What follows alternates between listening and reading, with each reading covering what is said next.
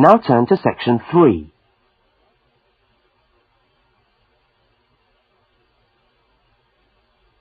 Section 3.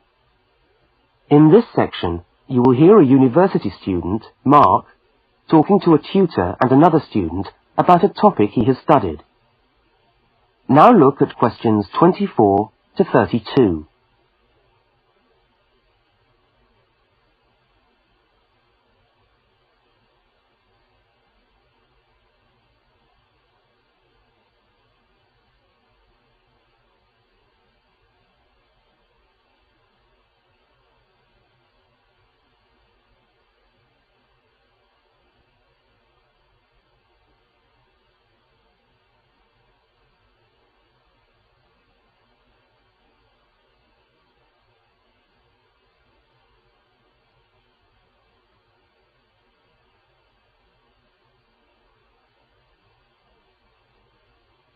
Now listen to the conversation and answer questions 24 to 32.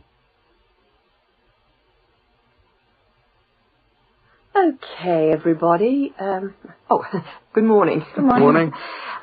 It's Mark's turn to talk to us today, so Mark, I'll ask you to get straight down to business. All right. Now, following on from what we were discussing last week in Susan's tutorial on approaches to marketing, you were going to give us a quick rundown on a new strategy for pricing, which is now being used by many large companies, known as revenue management, before we go on to your actual tutorial paper on sales targets.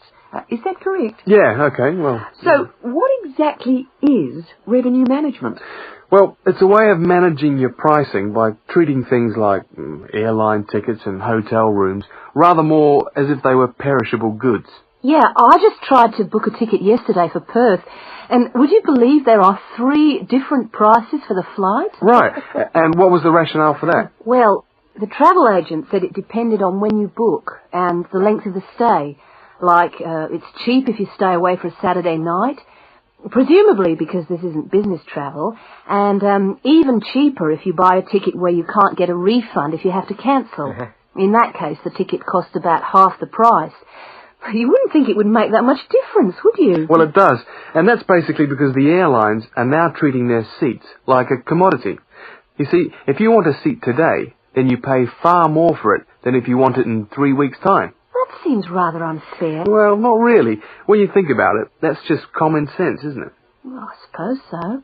What this actually means is that in the same row of seats on the same flight, you could have 3 people who have all paid a different price for their tickets. And is this just happening in Australia? No, it's the same all over the world. Airlines are able to market a seat as a perishable product with different values at different stages of its life. Well, like mangoes or apples at the market. Yeah, it's exactly like that. The fact is that the companies are not actually interested in selling you a cheap flight. They're interested in selling the seats and flying airplanes that are full. Mark, why do you think revenue management has come about? Well, as far as I can see, there are 2 basic reasons. Firstly, because the law has been changed to allow the companies to do this. You see, in the past, they didn't have the right to keep changing the prices of the tickets. And secondly, we now have very powerful computer programs to do the calculations, and so the prices can be changed at a moment's notice. So you mean 10 minutes could be critical when you're buying a plane ticket? Absolutely. That's right. Yeah. And I understand we've almost reached the stage where these computer programs that the airlines are using will eventually be available to consumers to find the best deals for their travel plans from their home computer. Heavens, what a thought. So the travel agent could easily become a thing of the past if you could book your airline tickets from home. Yeah.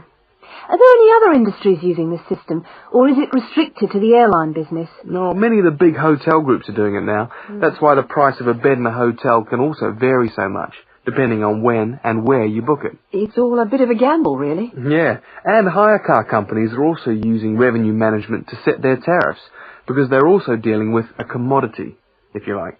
So the cost of hiring a car will depend on demand. Well, thank you, Mark, for that overview. That was trouble. well researched. Now, let's get on with your main topic for today. That is the end of section 3. You now have half a minute to check your answers.